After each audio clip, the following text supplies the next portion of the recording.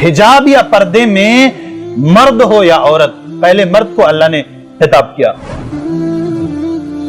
आजकल जो नकाब का तस्वुर है ना, वो तो अलग ही। सही इस्लामी हिजाब का जो तस्वुर है, ढीला ढाला हो, तंग ना हो, नक्शो निगार वाला ना हो। आज के जमाने में अगर शरई हिजाब कोई औरत लगा के चलती है या पहन के चलती है, तो फिर ऐसी सूरत में कोई भी गलत नजर से नहीं देख सकता। बहैसियत गार्जियन और बहैसियत माँ और बाप के हमारी भी कोई जिम्मेदारी बनती है। हमारे घर के अंदर फहाशियत है, बेहयाई है, तो क्या बाप की हैसियत से, भाई की हैसियत से, दादा की हैसियत से या नाना की हैसियत से हमारी कोई जिम्मेदारी नहीं?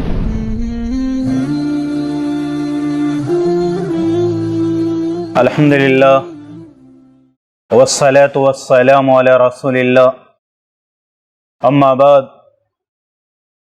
क़ाल अल्लाहु तआला फ़िल क़ुरआनिल अज़ीम, या निसाअन नबी लस्तुन्ना कअहदिम मिनन निसा इन इत्तक़ैतुन्ना फला तख़ज़अन बिलक़ौल फ़यत्मअल्लज़ी फ़ी क़ल्बिही मरज़ वक़ुलना क़ौलन मअरूफ़ा। मोहतरम सामईन और दीगर हाज़रीन, आज के दिन मैं आप हज़रात के सामने हिजाब और पर्दे से मुताल्लिक इस्लाम की जो तालीमात हैं, उसी सिलसिले में कुछ बातें जिक्र करूंगा। अल्लाह रब्बुल इज़्ज़त से दुआ है कि हमें हक और सच कहने की तौफीक इनायत फरमाए, आमीन। हिजाब और पर्दा, ये जो मसला है, ये लगभग 1-1.5 महीने से काफी चर्चे में है। और चर्चे में आने की वजह कर्नाटक से उठने वाला एक कॉलेज से मसला, जो कि इब्तिदा में 5-6 तालिबात का था, और बाद में जब एक बाहिजाब तालिबा की एक जमात के दरिया मुखालफत हुई, तो नेशनल मीडिया से इंटरनेशनल मीडिया में भी, उर्दू हो या अरबी, हर जगह सोशल जितने भी साइट से ज़राए हैं, फेसबुक है, व्हाट्सएप है, इंस्टाग्राम वगैरह पे, इस पर फिर काफी लहदे होने लगी। टीवी पर डिबेट और बहसो मुबाहिसा का भी सिलसिला चल पड़ा। आपने सुना होगा, सुन भी रहे होंगे कि टीवी वगैरह पर जो मुसलमान मर्द हों या औरत पर्दे के पक्ष में आ रहे हैं, वो एक जुमला बार बार दोहरा रहे हैं। वो ये कह रहे हैं कि अच्छा, ये बात करो कि हिजाब या पर्दा कुरान से कितना साबित है। और ये जुमला इतनी कसरत के साथ और बार बार दोहराया जा रहा है, जैसे ये लग रहा हो कि कुरान के अंदर हिजाब की जो बात है वो कुरान ही तक महदूद है। ऐसा नहीं, हमारी शरीयत का मसदर या माखस सिर्फ कुरान नहीं। अगर दीन का कोई मसला साबित करने की बात आएगी ना, तो सिर्फ यही नहीं देखा जाएगा कि कुरान क्या कहता है। कुरान के साथ आप सल्लल्लाहु अलैहि वसल्लम की सही अहादीस, ये भी मरजा है। تو صرف ایک جملہ یہ دہرانا کہ اچھا یہ دیکھیے قرآن میں کیا حکم ہے، درست نہیں۔ ہاں قرآن میں ہے، اگر ہے تو ٹھیک ہے، پھر اس کی تشریح یا تفسیر احادیث میں کیا کی گئی ہے یہ بھی دیکھا جائے گا۔ اور اسی کے ساتھ اور بھی دو چیزیں ہیں، اصلاً تو دو ہی ہیں، کتاب و سنت، اور اسی کے ساتھ اجماع اور قیاس۔ یہ تو متفق علیہ ہے اکثر کے ہاں کہ شریعت کے متفق علیہ جو مصادر ہیں وہ چار ہیں، کتاب اللہ، سنت رسول اللہ، اجماع اور قیاس۔ اور اس میں بھی جو دو اصل ہیں نا، یہ اللہ کی کتاب اور رسول اکرم صلی اللہ علیہ وسلم کی احادیث۔ اس لیے یہ چیز تو پہلے ذہن سے نکالیے جو گھمایا جا رہا ہے کہ پردہ قرآن سے کتنا ثابت، قرآن سے بھی ثابت ہوگا جو احکام بیان ہوئے ہیں اور جو تفصیلات بیان ہوئی، اور جو چیزیں بیان نہیں کی گئی ہیں قرآن میں اس کے لیے رسول اکرم صلی اللہ علیہ وسلم کی احادیث کی طرف، وہ بھی صحیح احادیث کی طرف رجوع کیا جائے گا۔ بہرحال حجاب یا پردے کا آپ صرف یہ مطلب نہ سمجھیں، یہ لفظ جب بولا جاتا ہے تو لوگ یہ سمجھتے ہیں حجاب یا پردے کا مطلب صرف برقع، پردہ یہی۔ شریعت نے، کتاب و سنت نے ایک مومن مرد کو اور ایک مومن عورت کو، دونوں کو پردے کے سلسلے میں اتنی تفصیلی باتیں بتائی ہیں کہ اگر آپ صرف بنیادی باتوں پہ جائیں تو آپ کو پتہ چلے گا کہ ایک پوری لمبی تفصیل ہے۔ مرد کا پردہ کیا ہے اور عورت کا پردہ کیا ہے۔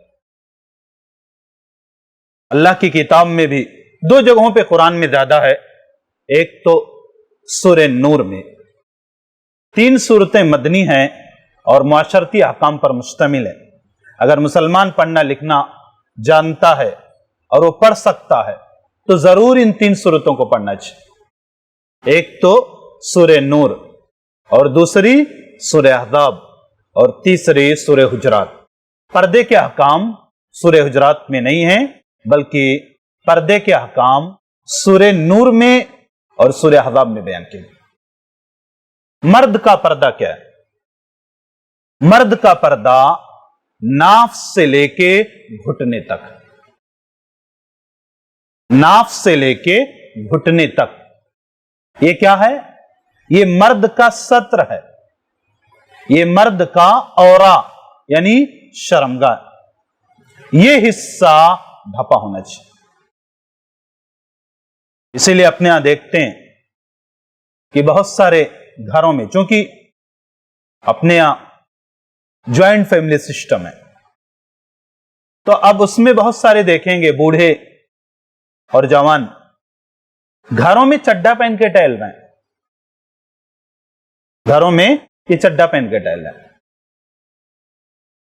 اکیلے نہیں ہیں، صرف میاں بیوی کا ایک دوسرے سے پردہ نہیں، شوہر اور بیوی کا پردہ نہیں، ورنہ اور جو دوسرے لوگ ہیں گھر میں رہتے ہوئے، مرد کو جو تہذیب یا سلیقہ ہے نا اس کا اعتبار کرنا چاہیے۔ بیٹیاں ہیں، بہویں ہیں، بہنیں ہیں، اب ان کے سامنے اس طرح کا لباس مناسب نہیں۔ بہت سارے لوگوں کو آپ نے دیکھا ہوگا، مرد حضرات میں سے نماز پڑھنے گئے، اب انہوں نے جو لباس زیبتن کر کے رکھا ہے، کسی بھی صورت میں ہو، جنس کی یا پینٹ کی شکل میں، کسی بھی شکل میں ہو، جب وہ سجدے میں جاتے ہیں تو پھر ایسی صورت میں ان کا ستر کھل جاتا ہے۔ ان کا تو چھوڑیے، کبھی کبھی معاملہ اتنا خراب ہوتا ہے کہ پیچھے جو ہوتا ہے ان کے، وہ بندہ پہلی مرتبہ سجدے میں جاتا ہے نا، اور اپنے سامنے والے کو جس خراب کیفیت میں دیکھتا ہے، اس کے بعد وہ جلدی اٹھتا ہی نہیں سجدے سے. وہ سوچتا ہے وہ پہلے اٹھ جائے تب پھر میں تھوڑا لیٹ میں اٹھوں. کیوں؟ وہ تو واضح طور پر اپنی نماز خراب ہی کر رہا ہے، تو پیچھے والے کی بھی نماز خراب ہے. اب مرد ایسا لباس پہنے کہ کسی بھی طور پر مناسب، تو ناف سے لے کے گھٹنے تک یہ مرد کا پردہ ہے. ران کے بارے میں اختلاف ہے، ورنہ اصل یہی ہے کہ ران کو بھی چھپایا جائے الا یہ کہ کوئی ضرورت ہو، اور علماء نے اس کی فقہی تقسیم کیا ہے. بہرحال اس طرف جانے کی ضرورت نہیں ہے. ناف سے لے کے گھٹنے تک یہ مرد کا پردہ ہے. اور عورت کا پردہ المرأۃ عورہ فإذا خرجت استشرفها الشیطان. عورت کیا ہے؟ سراپا پردہ ہے.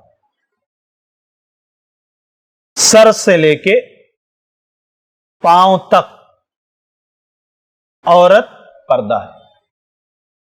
سر سے لے کے پاؤں تک. فإذا خرجت استشرفها الشیطان. اگر عورت بے پردہ نکلتی ہے تو شیطان اس کو جھانکتا ہے. شیطان بھی جھانکتا ہے، اور شیطان صفت جو لوگ ہیں وہ بھی اس کی طاق میں لگے رہتے ہیں. اسی لیے حدیث میں ہے کہ مرد کا ازار لنگی ہے، جو بھی وہ پہنتا ہے لباس، وہ ٹخنے سے اوپر ہو. اب آپ پردے کے سلسلے میں غور کریں. مرد کا ٹخنے سے اوپر اور عورت کا ٹخنے سے نیچے ہو. ایک بالشت یا ایک بتا کہہ سکتے ہیں آپ صلی اللہ علیہ وسلم نے لٹکانے کی اجازت دیا. تو صحابیہ نے کہا اللہ کے رسول کم ہے، اگر ہم ایک بالش لٹکائیں گی تو قدم کے کھل جانے کا خدشہ ہے. تو آپ صلی اللہ علیہ وسلم نے فرمایا اِذَن يُرْخِينَ ذِرَاءً. اگر آپ یہ کہتی ہیں کہ ایک بالش میں کھل جانے کا پیر خوف ہے تو پھر ایسی صورت میں ایک زیرہ یا ایک ہاتھ لٹکا لیں.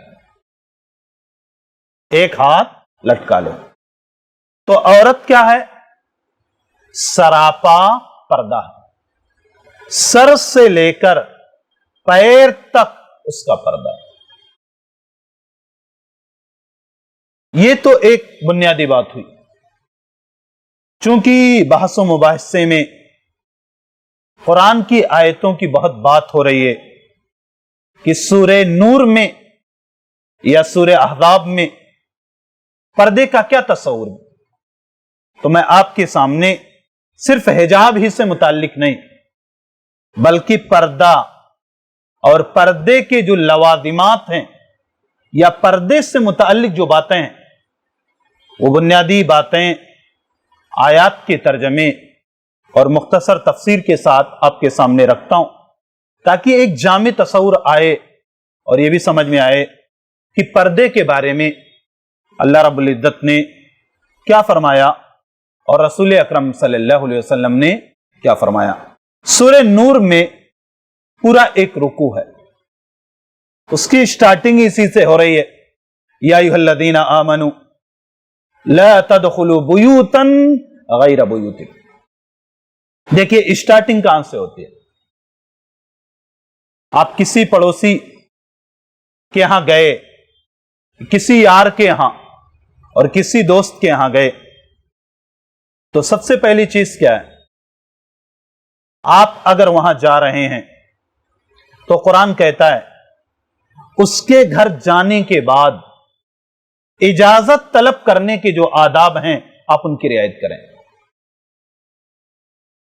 یہیں سے شروعات ہوتی ہے. اللہ رب العزت نے فرمایا یا ایھا الذین آمنوا لا تدخلوا بیوتا गैर बुयूतिकुम, ऐ मोमिनो दूसरों के घरों में दाखिल ना हो, हत्ता तस्तानिसु व तुसल्लिमु अला अहलिहा ज़ालिकुम खैरुल लकुम लअल्लकुम तदक्करून।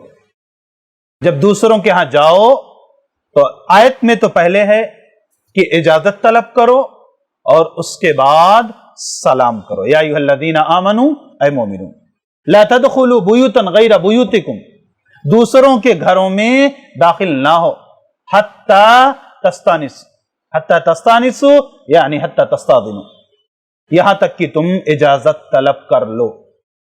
व तुसल्लिमु अला अहलिहा, और सलाम करो। क्यों? इजाजत तलब करके जाना ये तुम्हारे हक में बेहतर है। ज़ालिकुम खैरुल लकुम लअल्लकुम तदक्करून, ताकि तुम नसीहत हासिल करो। आयत में तो बस इतना ही है कि जब दूसरे के घर जाओ तो इजाजत तलब करो। हदीस में पूरी तफसील है, इजाजत कितनी मर्तबा तलब करो? 3 मर्तबा। आपने देखा होगा बहुत सारे लोग जाते हैं किसी के घर, अब घर में पहुंचे, दरवाजा पकड़ के खड़े हो गए, अब वो आधा घंटा तक खटखटाएंगे, वो वहां से हटने वाले नहीं। उनका अगर बस चले ना तो दरवाजा साथ लेके आए, या तो सामने वाला घर से निकल के आए, और अगर नहीं निकल के आता तो दरवाजा साथ में लेके आए। हदीस कहती है अगर किसी के यहां जाओ 3 मर्तबा आवाज दो। अभी मान लो बॉम्बे में है, वादे है कि बंद रहता, बाहर से कोई आवाज दे सुनाई नहीं देगा, तो उसके लिए बेल का यूज किया जाता है। उसके लिए बेल का, आप देहातों वगैरह में जहां किसी को बुलाना है, आप उसको 3 मर्तबा बुलाइए, अगर जवाब देता है तो ठीक है, नहीं जवाब देता आप वापस आ जाए। एक सहाबी के साथ ऐसा ही हुआ, हजरत अबू मूसा अब्दुल्लाह बिन कैस अल-अशअरी रज़ियल्लाहु अन्हु, वो हज़रत उमर बिन खत्ताब के घर गए, 3 मरतबा इजाजत तलब किया, इजाजत नहीं मिली, वापस आ गए। बाद में हजरत उमर आए, देखा गायब। अबू मूसा अशअरी से पूछा ये क्या? तो कहा सुनिए, मैंने अल्लाह के रसूल सल्लल्लाहु अलैहि वसल्लम को ये फरमाते हुए सुना कि जब तुम में का कोई शख्स 3 मरतबा इजाजत तलब करे और इजाजत ना मिले तो वापस आ जाए। मैंने 3 मरतबा इजाजत तलब किया, आपने जवाब ना दिया, मैं वापस आ गया। हजरत उमर रज़ियल्लाहु अन्हु ने कहा कि क्या और कोई गवाह है? गवाही लेकर आओ। कहते हैं हजरत अबू सईद खुदरी हदीस के जो रावी कहते हैं, हम लोग अंसार की एक मजलिस में थे, अबू मूसा मज़ऊरन, हजरत अबू मूसा अशअरी घबराए हुए आए और हमें पूरी बात बताया। तो कौस में, यानी जो अंसार की मजलिस थे, उसमें जो सबसे छोटे थे, अबू सईद खुदरी कहते हैं उस वक्त सबसे छोटा मैं ही था, और मैंने जाके हज़रत उमर से कहा कि अबू मूसा अशअरी ही नहीं, मैंने भी अल्लाह के रसूल सल्लल्लाहु अलैहि वसल्लम से यही फरमाते हुए सुना कि जब कोई किसी के घर जाए 3 मरतबा इजाजत तलब करे, इजाजत मिले तो घर में जाए, और अगर इजाजत ना मिले तो वापस आ जाए। आवाज देते हैं 3 मरतबा आवाज दें, आवाज के बदल के तौर पर आप बेल बजाते हैं, 3 मरतबा बेल बजाइए, आपको जवाब नहीं मिलता आप वापस आ जाए। बहुत सारे लोगों को देखेंगे आप हाथ रख देंगे तो फिर वो हटाएंगे नहीं, ये सही नहीं। 3 मरतबा इजाजत तलब करे, अब फिर उसके बाद अगर वो दरवाजा खोल दे तो पहले सलाम करे, अस्सलामु अलैकुम आदखुल, सलाम करे, और उसके बाद पूछे कि क्या मैं अंदर आ सकता हूं, तो सलाम करे।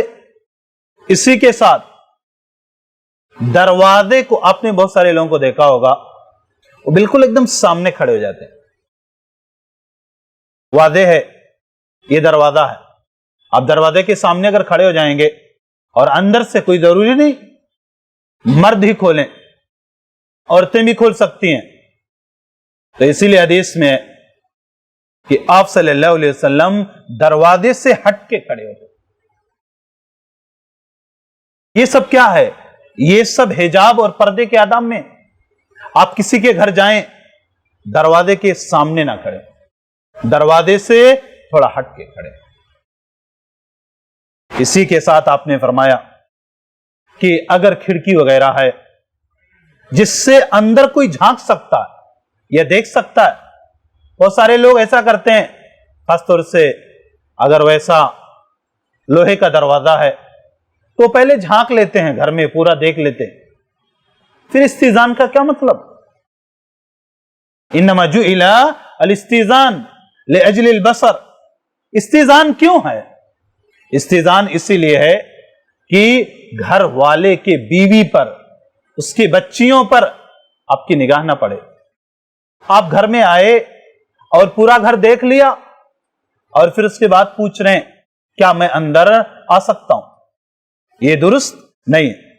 تو اللہ رب العزت نے فرمایا اے مومنو، دوسروں کے گھروں میں داخل نہ ہو یہاں تک کہ اجازت طلب کر لو اور سلام کرو، یہ تمہارے حق میں بہتر ہے تاکہ تم نصیحت حاصل کرو. اگر کسی کو نہ پاؤ گھر میں، فَإِن لَمْ تَجِدُوا فِيهَا أَحَدًا، اگر گھر میں کسی کو نہ پاؤ فَلَا تَدْخُلُوهَا، تو تم گھر میں داخل نہ ہو، حَتَّى يُؤْذَنَ لَكُمْ، یہاں تک کہ تمہیں داخل ہونے کی اجازت دی جائے. اور اگر تم سے یہ کہا جائے کہ تم لوٹ جاؤ، وَإِنْ قِيلَ لَكُمُ ارْجِعُوا فَارْجِعُوا وَأَزْكَىٰ لَكُمْ، تو تم لوٹ آؤ، یہی تمہارے حق میں پاکیزگی کی بات ہے. اور اللہ جو کچھ تم کر رہے ہو اسے خوب جاننے والا ہے. ہاں، غیر آباد گھر، لیس علیکم جناح ان تدخلوا بیوتا غیر مسکونۃ فیہا متاع لکم. غیر آباد گھر جس میں کوئی نہ رہتا ہو، اگر وہاں پہ تمہارا کوئی کام کاج ہے تو پھر تم وہاں جا سکتے ہو. اس گھر میں اجازت طلب کرنے کی آپ کو ضرورت نہیں، آپ وہاں جا سکتے. اب یہ پردے کے بارے میں دیکھیں، شریعت کا پہلا تصور کیا ہے؟ پہلا تصور یہ ہے کہ آپ گھروں میں آئے جائیں تو گھروں میں آنے جانے کے جو آداب ہیں، جو اصول ہیں، ان کی رعایت کریں. ابتدا یہیں سے ہوگی.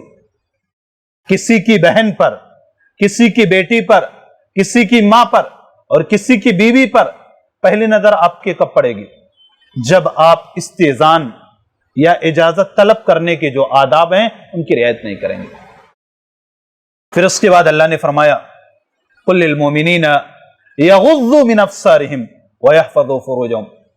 پہلے مومن مردوں کو خطاب کیا، اے نبی آپ کہہ دیجئے مومن مردوں کو کہ اپنی نگاہوں کو نیچی رکھیں اور اپنی شرمگاہوں کی حفاظت کریں. یہ کہنا تو بہت آسان ہے، نگاہ کیوں نیچی رکھنا؟ ایک جملہ کہہ دینا نگاہ. آپ دیکھیے اکثر بیماریوں کی جڑ کیا ہے؟ اکثر بیماریوں کی جڑ آدمی پہلے کیا ہے؟ دیکھتا. نگاہ کو نیچی رکھے. حجاب یا پردے میں مرد ہو یا عورت، پہلے مرد کو اللہ نے خطاب کیا کہ اے نبی آپ مومن مردوں سے کہیے کہ وہ اپنی نگاہوں کو نیچی رکھیں. ذالک ازکی لہم، یہ ان کے لیے زیادہ پاکیزہ ہے. ان اللہ خبیر بما یصنعون، جو کچھ تم کر رہے ہو نا اللہ اس سے باخبر ہے. اسی لیے حدیث میں نظر فجاء معاف. کسی اجنبی عورت پر آپ کی نظر پڑ جائے اور نظر آپ پھیر لیں، یہ معاف ہے. علی سے آپ نے فرمایا یا علی لا تتبع النظرۃ النظرۃ، نظر نظر کا پیچھا نہ کرے، یا تم نظر سے نظر کا پیچھا نہ کرو. پہلی نظر جو بغیر قصد کے پڑ جائے وہ معاف ہے، لیکن بار بار اگر پڑ رہی ہے تو اس کا مطلب یہ نظر فجاء نہیں ہے. یہ نظر کیا اچانک نہیں پڑ رہی، یہ تو بالقصد پڑ رہی ہے، بالارادہ پڑ رہی ہے، اور یہ معاف نہیں. آپ واضح مجسم شکل میں دیکھیں کسی اجنبی عورت کو، یہ بھی گناہ اور وہ بھی گناہ کہ آپ تصویریں وغیرہ دیکھیں. اس وقت سب سے بڑی بلا یہی ہے، سب سے بڑی بلا یہی ہے۔ یہ جو سوشل سائٹس یا ذرائع ہیں، یہ اپنی جو نیو جنریشن ہے 11 سے لے کے 2-3 تک کیا کرتی ہے؟ یہ کیا کرتی؟ پہلے تو یہ تھا کہ ماں باپ کی موجودگی میں کسی اجنبی عورت سے بات چیت کرنا ناممکن تھا۔ اب تو ایسا ہے کہ ماں باپ کے بغل میں بیٹھتے ہوئے بھی آدمی اجنبی عورتوں سے تصویر کا لین دین کرتا رہتا ہے، گفتگو کرتا رہتا ہے، یعنی خلوت کی جو شکل ہے وہ ماں باپ کے بغل میں بیٹھے ہوئے بھی ممکن ہو جا رہا ہے، بچے ہوں یا بچیاں۔ تو مومنوں کو کیا کہا کہ اے نبی آپ مومن مردوں سے کہیے کہ اپنی نگاہوں کو نیچی رکھیں، اور آگے فرمایا وَقُلْ لِلْمُؤْمِنَاتِ يَغْضُضْنَ مِنْ أَبْصَارِهِنَّ، اور اے نبی آپ مومنہ عورتوں کو بھی کہیے کہ اپنی نگاہوں کو نیچی رکھیں اور اپنی شرمگاہوں کی حفاظت کریں۔ آگے فرمایا وَلَا يُبْدِينَ زِينَتَهُنَّ إِلَّا مَا ظَهَرَ مِنْهَا، اپنی زینت کو ظاہر نہ کریں، اپنی زینت ظاہر نہ کریں إِلَّا مَا ظَهَرَ مِنْهَا، مگر جو بذات خود ظاہر ہو جائے۔ اب إِلَّا مَا ظَهَرَ مِنْهَا کی دو تفسیر کی جاتی، ایک تو یہ ہے کہ ہتھیلی اور چہرہ، اور دوسرا یہ ہے کہ نہیں إِلَّا مَا ظَهَرَ مِنْهَا کا مطلب ہے کہ جو بذات خود ظاہر ہو جائے، جو بذات خود ظاہر ہو جائے۔ مان لو عورت چل رہی ہے اور پھر اس کے بعد ہاتھ کا کچھ حصہ، ہتھیلی کا کچھ حصہ ظاہر ہو جائے، یا برقعے اور حجاب کے اوپر جو چیزیں ہیں یہ اس میں آتی ہیں۔ یہاں پہ ایک نقطہ آتا ہے اور بہت سارے لوگ اس کو اٹھاتے ہیں کہ چہرے کا پردہ ہے کہ نہیں۔ یہ ایک علمی بحث ہے، محدثین کے یہاں، علماء کے یہاں راجح یہی ہے کہ چہرہ یہ پردے میں داخل ہے، اور چہرے کا بھی پردہ ہونا چاہیے۔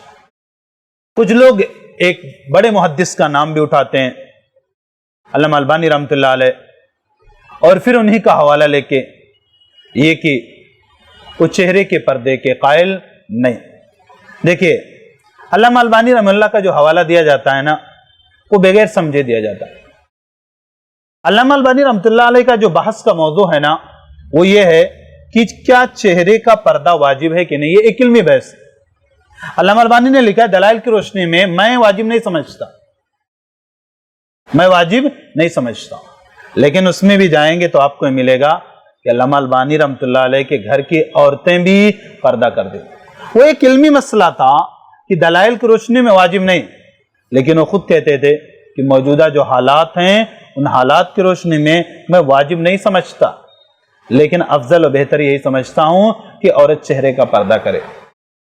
اس لیے بہت سارے لوگ جو علامہ البانی کا رحمۃ اللہ علیہ کا نام لے کے چہرے کے پردے کے عدم وجوب کی بات کرتے ہیں، وہ بسا اوقات دھوکہ دینے کی کوشش۔ علامہ البانی رحمۃ اللہ علیہ بھی استحباب کے قائل ہیں کہ جو موجودہ حالات ہیں ان کی روشنی میں پردہ کرنا چاہیے۔ اور آپ دیکھیں گے دلائل میں تو ایک دو نقطوں کو آپ پکڑیے، آپ کو خود ہی۔ پیر کے بارے میں کیا ہے کہ عورت ایک زیرہ یعنی ایک ہاتھ اپنا کپڑا لٹکائے، مرد کو کہا گیا ٹکنے سے اوپر رکھ۔ اگر پیر کے بارے میں چیز ہے تو واضح ہے کہ کھچاؤ کا جو اصل مصدر ہے یا منبع ہے ایک مرد کے لیے، کشش کی جو اصل وجہ ہے وہ عورت کا چہرہ ہے۔ اگر پیر کے بارے میں چیز ہے تو واضح طور پر چہرہ بھی پردے میں۔ دو دلیلیں آپ لیجیے۔ سنن نسائی وغیرہ میں کتاب الحج میں امام نسائی رحمۃ اللہ علیہ نے ایک باب باندھا الگ الگ کہ حالت احرام والی عورت نقاب نہیں پہنے گی، حالت احرام والی عورت نقاب نہیں پہنے گی۔ لا تنتقب المرأة الحرام، حالت احرام والی عورت نقاب نہیں پہنے گی۔ ولا تلبس القفازین، اور حالت احرام والی عورت دستانہ بھی نہیں پہنے گی۔ اب اگر حالت احرام میں خصوصی طور پر حکم دیا جا رہا ہے کہ محرم عورت نقاب اور دستانہ نہ پہنے، تو اس کا الٹا کیا پتہ چلا؟ اس کا مطلب یہ ہوا کہ آپ صلی اللہ علیہ وسلم کے زمانے میں یہ رواج تھا کہ عورتیں نقاب پہنتی تھیں اور دستانہ پہنتی تھیں، اور اگر آپ منع نہیں کرتے تو حالت احرام میں وہ پہن کے آتی۔ اسی لیے آپ صلی اللہ علیہ وسلم نے خصوصی طور پر منع کیا کہ حالت احرام میں عورت نقاب نہیں پہنے گی، دستانہ نہیں پہنے گی۔ اسی حج والی حدیث میں امہات المومنین میں سے حضرت عائشہ صدیقہ رضی اللہ عنہ بیان کرتی ہیں کہ حجۃ الوداع کے موقع پر ہمارے سامنے سے جب قافلے گزرتے تھے، لوگ گزرتے تھے مدد، تو ہم نے چہرے کو ڈھانپ لیتے تھے، اور جب وہ الگ ہو جاتے، دور ہو جاتے، تو پھر ہم اپنے چہرے کو کھول لیتے تھے۔ اسی طریقے سے واقع افک میں حضرت عائشہ رضی اللہ عنہ خود بیان کرتی ہیں کہ ہم لوگوں نے پڑاؤ ڈالا، اور پھر اس کے بعد جب کوچ کا وقت ہوا صبح کے وقت، تو میں قضاء حاجت کے لیے گئی، اور جب واپس آئی تو میں نے اپنے گریبان میں ہاتھ ڈالا تو میں دیکھتی ہوں کہ میرا ہار غائب۔ کہتی ہوں میں ہار میرا نہیں تھا، وہ ہار میری بڑی بہن حضرت اسماء بنت ابی بکر صدیق رضی اللہ تعالیٰ عنہ کا۔ کہتی ہیں میں فوراً گئی اور قضاء حاجت کی جگہ اور راستے میں میں اس کو ڈھونڈنے لگی، ڈھونڈتے ڈھونڈتے تاخیر ہو گئی۔ جو لوگ میرا ہودج اٹھا کے رکھتے تھے انہوں نے ہودج اٹھا کے اونٹ پہ رکھ دیا۔ کہتی ہیں میں اس وقت ہلکی پھلکی تھی، ان کو لگا شاید میں اندر بیٹھی ہوں، انہوں نے اٹھا کے رکھ دیا، قافلہ کوچ کیا اور چلا گیا۔ جب میں واپس آئی تو دیکھا یہ لوگ جا چکے تھے، میں وہیں بیٹھ گئی۔ میں نے سوچا کہ جب لوگ مجھے گم پائیں گے تو خود ہی تلاش کرنے آئیں گے۔ کہتے ہیں میں بیٹھ گئی، تھوڑی دیر بیٹھی، اس کے بعد میری آنکھ لگی اور میں سو گئی، آنکھ لگی اور سو گئی۔ کہتے ہیں پیچھے ایک صحابی رہتے تھے، صحابی کا نام تھا صفوان بن معطل السلمی الذکوانی۔ اگر نام ان کا سنتے ہیں نا تو حضرت عائشہ رضی اللہ عنہ نے ان کی جو تعریف کی ہے کبھی اس پر غور کیجیے، کیا تعریف کیا۔ کہتے پیچھے صفوان تھے، وہ آئے اور انہوں نے جب مجھے دیکھا تو پہچان لیا۔ کیوں؟ وَكَانَ قَدْ رَآنِي قَبْلَ الْحِجَابِ، پردے کی آیت کے نازل ہونے سے پہلے انہوں نے مجھے دیکھا تھا، انہوں نے مجھے یعنی پردے کی آیت کے نازل ہونے سے پہلے دیکھا تھا تب پہچان لیا، اور پردے کے آیت کے نازل ہونے کے بعد اگر معاملہ ہوتا تو دیکھتے ہی نہیں اور پہچانتے بھی نہیں۔ کہتے ہیں حضرت عائشہ رضی اللہ عنہ حضرت صفوان نے مجھ کو دیکھ کر صرف اِنَّا لِلَّهِ وَإِنَّا إِلَيْهِ رَاجِعُونَ پڑھا اور کچھ نہیں۔ اس کے بعد اونٹ کو بٹھا دیا، میں بیٹھ گئی اور نکیل اس کے بعد لگام پکڑا اور جا کے قافلے سے مل گئے۔ عائشہ رضی اللہ عنہ کہتی اِنَّا لِلَّهِ وَإِنَّا إِلَيْهِ رَاجِعُونَ کے علاوہ صفوان بن معطل السلمی الذکوانی نے مجھ سے کوئی کلام نہیں کیا، کوئی کلام نہیں کیا پورا راستہ۔ بندہ اونٹ کو بٹھا دیا اور دور ہٹ گیا، اور پھر میں سوار ہوئی اور پھر اس کے بعد لگام پکڑا اور چل دیا۔ اس سے بھی پتہ چلتا ہے، عائشہ کہتے ہیں صفوان نے پہلے مجھے دیکھا تھا پردے کی آیت کے نازل، جب پردے کی آیت نازل نہیں ہوئی تھی تب چہرے کا پردہ نہیں تھا، لیکن جب حجاب کی آیت نازل ہوئی تو اور بھی بہت ساری روایتیں، بہرحال ادھر جانے کی ضرورت نہیں ہے۔ کہہ رہا تھا کہ مومنہ عورتوں کو حکم ہوا اللہ کی طرف سے کہ اے نبی آپ مومنہ عورتوں سے کہی اپنی نگاہوں کو نیچی رکھیں، اپنی عزت کی، اپنے آبرو کی اور اپنے شرمگاہوں کی حفاظت کریں، اور اپنی زینت کو ظاہر نہ کریں مگر وہ چیز جو بذات خود ظاہر ہو جاتی ہے۔ وَلْيَضْرِبْنَ بِخُمُرِهِنَّ عَلَى جُيُوبِهِنَّ، اپنے دوپٹوں کو، خیمار دوپٹہ جمع خمر، اپنے دوپٹوں کو اپنے گریبانوں پہ ڈال لیا کریں اور اپنی زینت کو ظاہر نہ کریں مگر اس کے بعد کس کس کے لیے؟ شوہر کے لیے، باپ کے سامنے، ससुर के सामने बेटे हैं, इसी तरह शौहर के जो बेटे हैं उनके सामने भाई हैं, भाइयों के बेटे यानी भतीजे, भांजे, और अपनी जो औरतें मोमिना औरतें हैं, और इस तरह की चीजें। तो ये सूरह नूर के अंदर इशारा किया। आगे जाके सूरह नूर ही में अल्लाह रब्बुल आलमीन ने फरमाया कि तीन औकात ऐसे हैं कि अगर गुलाम या लौंडी या नाबालिग बच्चे भी घरों में आते हैं तो फिर ऐसी सूरत में इजाजत तलब करें। सूरह अहज़ाब में, चंद मिनटों बाद खत्म कर रहा हूं, सूरह अहज़ाब में थोड़ी सी अल्लाह रब्बुल आलमीन ने और तफसील बयान की। मोमिना औरतों के बारे में अल्लाह ने फरमाया, या निसा अन्नबी लस्तुन्ना का अहद मिनन निसा।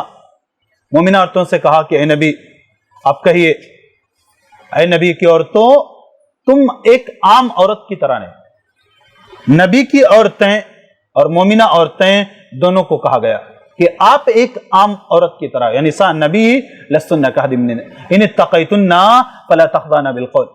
अगर तुम्हारे अंदर अल्लाह का तक़वा और उसकी डर है, उसका डर है, तो जब तुम बात करो ना तो तुम्हारी बात के अंदर नरमी नहीं होनी चाहिए, लचक नहीं होनी चाहिए। देखिए यहीं से मामला गड़बड़ाते।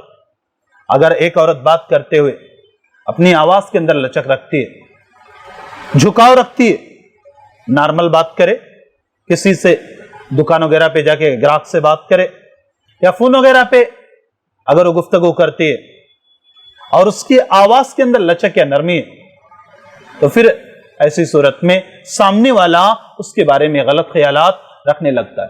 अल्लाह ने फरमाया, या निसा अन्नबी, ऐ नबी की औरतों, मोमिना औरतें भी शामिल हैं।